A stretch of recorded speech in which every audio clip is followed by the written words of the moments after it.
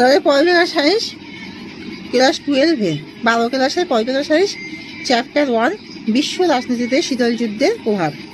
তোমরা সবাই মন দিয়ে শোনো আর লেখো। সবাই দয়া করে লাইক অ্যান্ড সাবস্ক্রাইবটা দিয়ে দাও।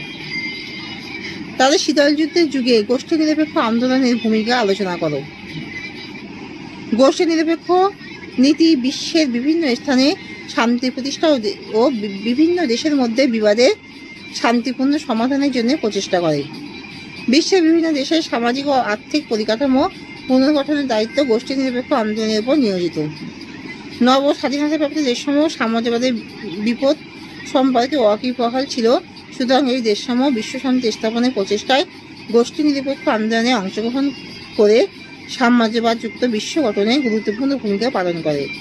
বিশ্বের বিভিন্ন দেশের মধ্যে শান্তিপূর্ণ সহাবস্থান রক্ষা ও জাতি বৈষম্যযুক্ত সমাজ ব্যবস্থা প্রতিষ্ঠার ক্ষেত্রে গোষ্ঠী নিরপেক্ষ আন্দোলন গুরুত্বপূর্ণ ভূমিকা গ্রহণ করেছে। আদর্শগত পার্থক্য শীতল যুদ্ধে জন্ম দিয়েছিল বলে তুমি মনে করো কি?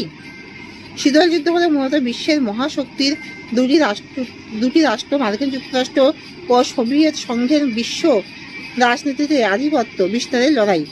শীতল যুদ্ধ শুধুমাত্র শক্তি প্রদর্শনের, সামরিক সংঘবদ্ধতার ও শক্তির ভারসাম্য বজায় রাখার মধ্যে সীমিত ছিল না, সমগ্র বিশ্বের আর্থিক, রাজনৈতিক ও সামাজিক জীবনকে সঠিক পথে পরিচালিত করার ব্যাপারে দুটি শক্তির মধ্যে তীব্র বিরোধ ছিল। আমেরিকার নেতৃত্বে পশ্চিমী শক্তি সমূহ উদার গণতন্ত্র ধনতন্ত্রের প্রতিনিধিত্ব করেছিল।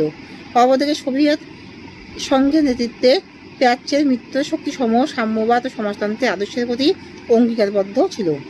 শীতল যুদ্ধের মাধ্যমে বিশ্ব দুটি পৃথক গোষ্ঠীতে ভাগ হয়ে যায় এবং প্রত্যেক গোষ্ঠী নিরপেক্ষ দেশগুলিকে তাদের গোষ্ঠীতে অন্তর্ভুক্ত করতে চায়। তাই বলা হয়ে থাকে যে শীতল যুদ্ধ ক্ষমতা দখলের একটি সহজ লড়াই এবং এর সঙ্গে আদর্শের খুব একটা যোগ নেই।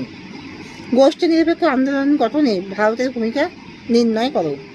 যাতে দুই বৃহৎ শক্তি গোষ্ঠীর প্রভাবে না পড়ে সে বিষয়ে যত্নবান হওয়া। উপনিবেশবাদকে পরাস্ত করে নতুনভাবে স্বাধীনতা লাভ করা রাষ্ট্রগুলি যাতে কোনো বৃহৎ শক্তি গোষ্ঠীতে যোগদান না করে তার প্রতিবাদ করা। ভারতবর্ষের চেষ্টা করেছিল যাতে দুটো বৃহৎ শক্তি গোষ্ঠীর মধ্যে পুরোদমে যুদ্ধ সংগঠিত হতে না পারে। শীতল যুদ্ধের তীব্রতা কমানোর জন্য ভারত বিশ্ব রাজনীতিতে বিভিন্ন প্রক্রিয়ায় সক্রিয় অংশগ্রহণ করা পছন্দ করেছে। বেলগ্রেড শীর্ষ সম্মেলনে তাৎপর্য বিশ্লেষণ করো।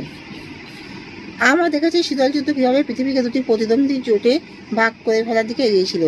এই পরিস্থিতিতে এশিয়া, আফ্রিকা ও ল্যাটিন আমেরিকার উপনিবেশবাদ হতে সদ্য